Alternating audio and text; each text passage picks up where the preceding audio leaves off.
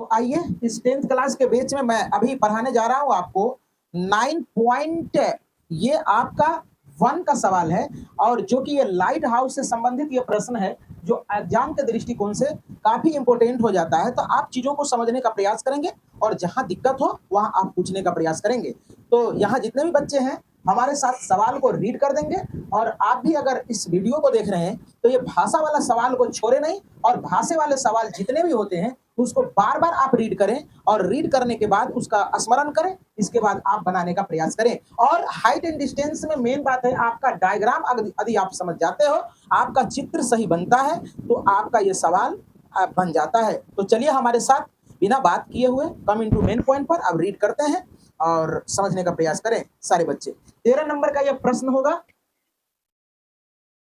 तो पढ़िए। कहता समुद्र तल से 75 मीटर ऊंची लाइट हाउस के शिखर से देखने पर 2 समुद्री जहाजों के अवनमन कोण 30 डिग्री और 45 डिग्री है। यदि लाइट हाउस के एक ही और एक जहाज दूसरे जहाज के ठीक पीछे हो तो 2 जहाजों की बीच की दूरी ज्ञात करें। अब बच्चे यहाँ ध्यान दें, ध्यान से समझने का प्रयास करें। लाइट हाउस होता क्या है? जहाज को इंगित करने के लिए लाइट हाउस बनाया जाता है, जो कि लाइट हाउस के रोशनी को देखते हुए तो नाभिक को क्या होता है ये पता चल जाता है, संकेत होता है कि इस लाइट हाउस के आगे नहीं बढ़ना है, नहीं तो मेरा नाव क्रैश हो सकता है। इसीलिए लाइट हाउस लगाया जाता है नदी में। अब देखो जरा सा, ये क्या है आपका? ये लाइट हाउस का ये मीनार जैसा खंबा है। अब देखो जरा सा समझने का प्रयास करें। अब इसका क्या कहता है कि आपका कह रहा है अवनमन कोण। क्या दिया है? अवनमन कोण। क्या दिया है? अवनमन कोण। अब अवनमन कोण जो होता है तो हमने बताया था आपको कि अवनमन कोण ये दृष्टि रेखा है, तो अवनमन कोण नीचे क्या होता है? नीचे। क्या? नीचे। तो अब जरा सा देखो, ये दृष्टि रेखा के सापेक्ष ये 30 डिग्री का एंगल है। कितने डिग्री का एंगल? 30 डिग्री। और इसी के सापेक्ष क्या है? ये कितने का है? ये 45 डिग्री का है। अब जरा सा देखो, तो कहता है क्या कि यदि ये एंगल दिया गया है तो आप इस एंगल को कैसे पता कर लिए? ये एंगल दिया है तो आप इस एंगल को कैसे पता कर लिए? तो जरा समझने का प्रयास करें। आप जानते हो कि एकांतर कोण आपस में क्या होते हैं? बराबर होते हैं। तो एकांतर कोण से देखो, ये क्या है? ये देख रहे हो? ये देख रहे हो ना? अगर ये और ये आपका समानांतर रेखा है, ध्यान से देखिए, मैं रफ कर देता हूं, कुछ ऐसे है ना? और अवनमन कोण कह रहा है, तो अवनमन कोण तो ये हो गया ना। तो ये अगर 30 दिया है तो इसी का एकांतर कोण ये है, तो ये 30 तो ये भी, अगर ये 45 तो ये भी 45। सीख गया होगा? कोई दिक्कत कोई बच्चे को? कोई परेशानी?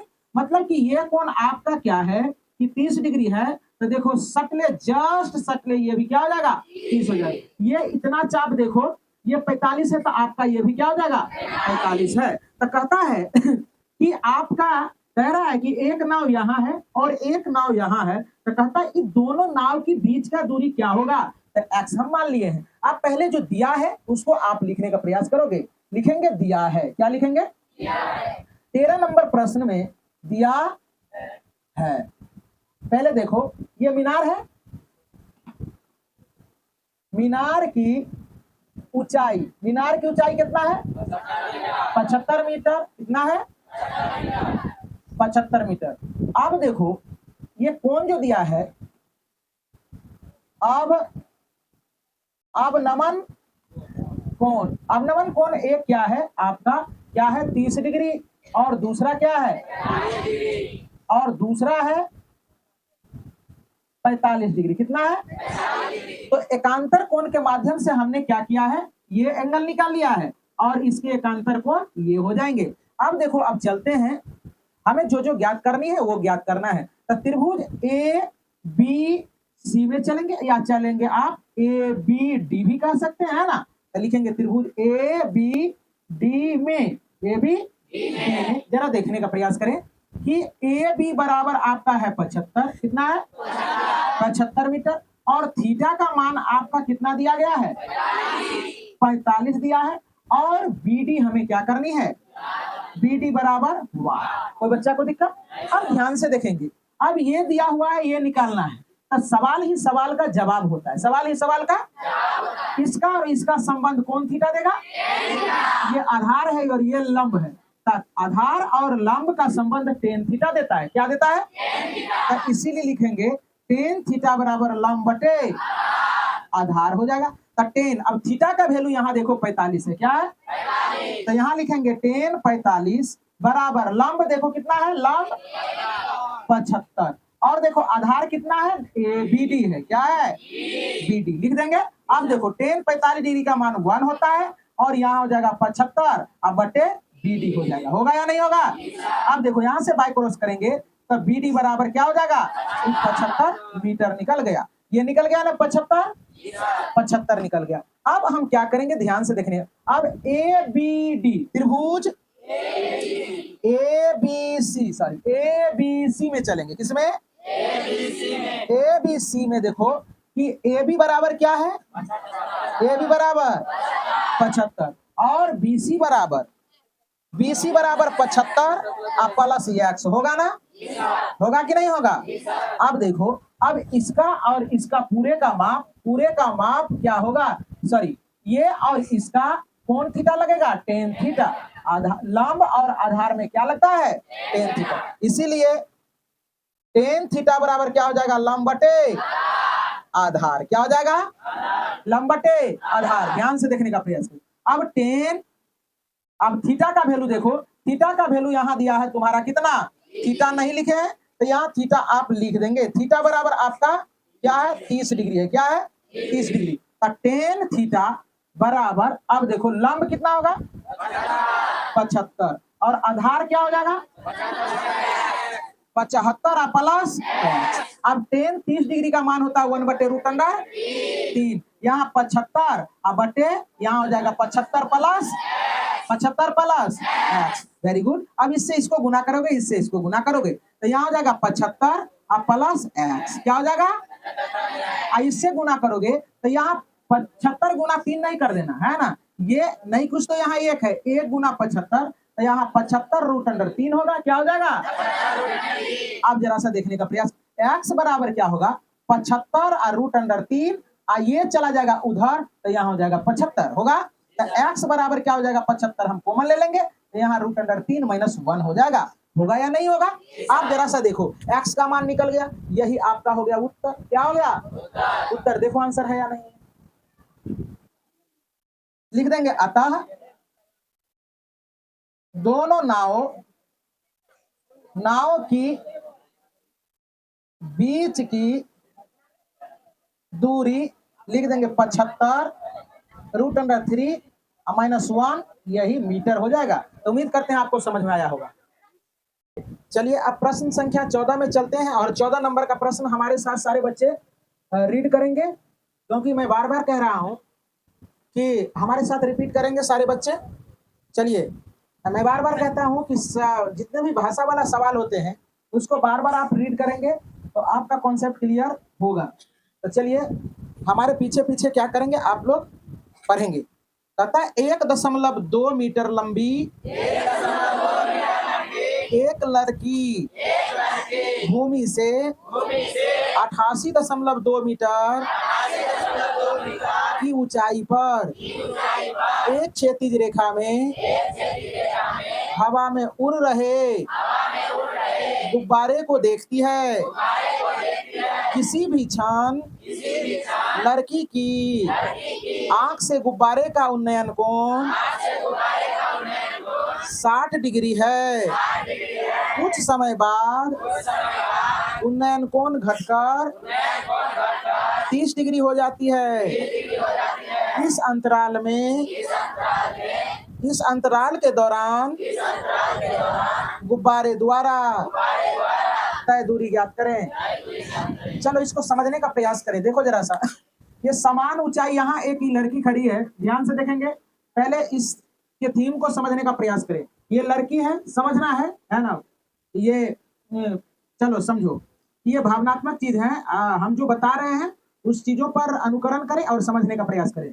चलो देखो, ये लड़की है ना, और ये गुड्डी जो है ना, पहले यहाँ देखो ये उड़ रही थी, तो यहाँ से ये देख रही थी गुड्डी ये है, और यहाँ से जब हम लंब गिराए हैं डॉटेड लाइन से, तो ये क्या है, पृथ्वी से ये गुड्डी का ऊंचाई 88.2 मीटर है ना। अब जरा सा देखो, फिर ये जब आप गुड्डी उड़ाते हो ऐसे करके मकर संक्रांति में, है ना, उड़ाते हो ना, तिला संक्रांति जिसको कहते हो, है ना, उसमें फिर गुड्डी को समेटते हैं, धागा को समेटते हैं, तो गुड्डी हमारे नजदीक आता है ना। तो जब यहाँ से देखो यहाँ नजदीक आया है, फिर यहाँ से ये लंब गिराए हैं, तो इस दोनों पहले वाले स्थिति और बाद वाले स्थिति में क्या हुआ, चेंजिंग हुआ, इतना का चेंजिंग हो गया। तो यही डिस्टेंस हमें क्या करनी है, ज्ञात करनी है ना। पहले तो गुड्डी यहाँ उड़ रहा था ना, अब कब गुड्डी यहाँ आ गया है ना, ये लड़की देख रही है, तो हमें क्या करना है, ये दूरी को x मान लेनी है। तो आप क्या करोगे, a और b c, आप ऐसे सीरियली मान ले, कोई दिक्कत नहीं, a b और c, यहाँ लिख देते हैं d, इसको कर देते हैं e, नाम रखने के लिए आप स्वतंत्र हो। तो चलो अब देखने का प्रयास करो। अब ये सवाल कैसे होगा, तो दिया है जो उसको आप लिख दो। यहाँ 14 नंबर का ये प्रश्न है, लिखेंगे दिया है, दिया है, पढ़ो तो क्या दिया है दिया है तुम्हारा कि गुड्डी का ऊंचाई दिया है, क्या क्या है, 88.2 मीटर ऊंचाई। तो गुड्डी का, सॉरी पतंग, सॉरी बैलून का ऊंचाई दिया है, ऊंचाई, बैलून का ऊंचाई ना,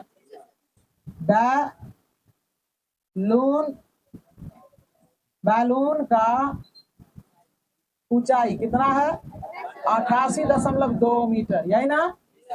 और उन्नयन कोण, उन्नयन देखो ऊपर जब देखते हैं तो उन्नयन कोण बनता है। तो देखो ये जब गुड्डी यहाँ था, तो इसका चाप देखो ये 30 डिग्री का उन्नयन कोण बन रहा था। जब ये गुड्डी को समेट के यहाँ लाया गया, तो इस स्थिति में देखो इसका चाप कितना है, 60 डिग्री का है। समझ में आ गई बात, अब देखने का प्रयास करो। तो उन्नयन कोण जो है तुम्हारा, पहले है 30 डिग्री और बाद में क्या है, और बाद में 60 डिग्री है ना। तो अब जरा सा देखो, हम क्या करते हैं, त्रिभुज, किसी त्रिभुज में चलो, कोई दिक्कत की बात नहीं, ये त्रिभुज में चलो या चाहे ये देखो जरा सा ADE में, ये वाले त्रिभुज में, या चाहे ACB में, ये बारे वाले त्रिभुज में चलेंगे, है ना।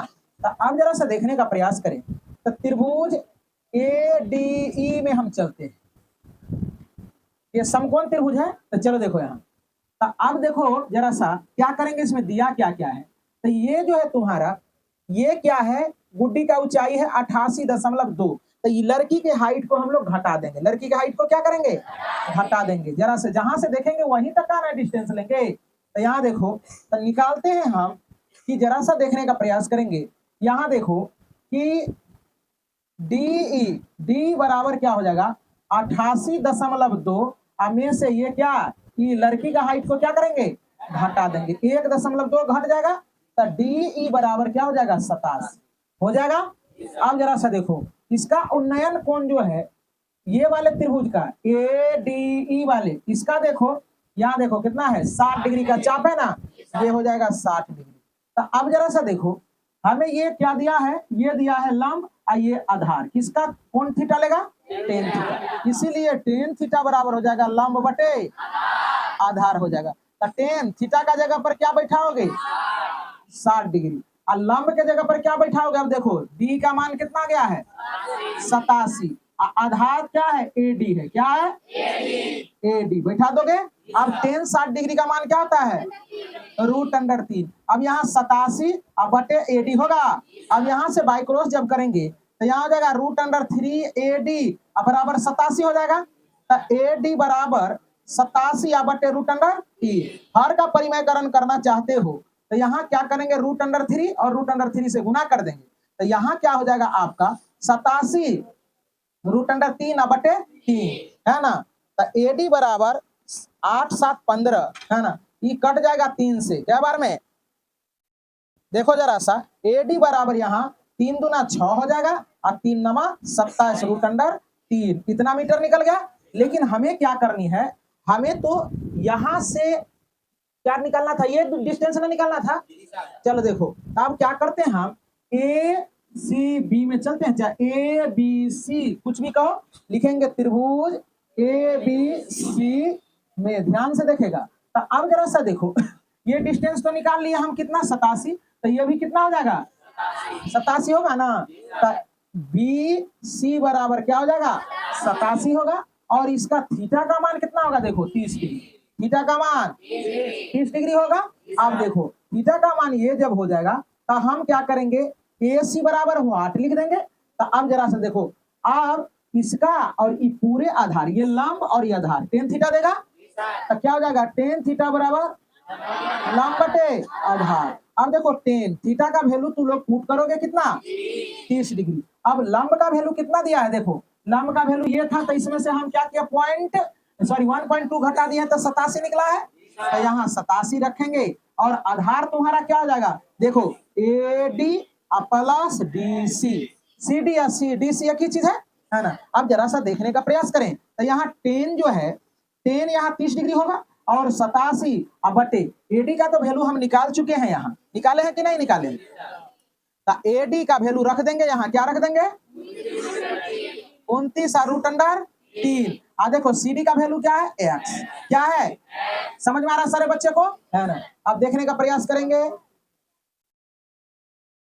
ऐसे लिखना है 29 रूट अंडर 3 प्लस एक्स। अब 30 डिग्री का मान है 1 बटे रूट अंडर 3, अब 87 बटे 29 रूट अंडर 3 प्लस एक्स। एक बार ही सवाल निकल जाएगा, एक बार में ही, कोई दिक्कत की बात नहीं है। अब इससे बाय क्रॉस करोगे, इससे इसको गुना करोगे, इससे गुना करोगे तो 29 रूट अंडर 3 प्लस एक्स होगा।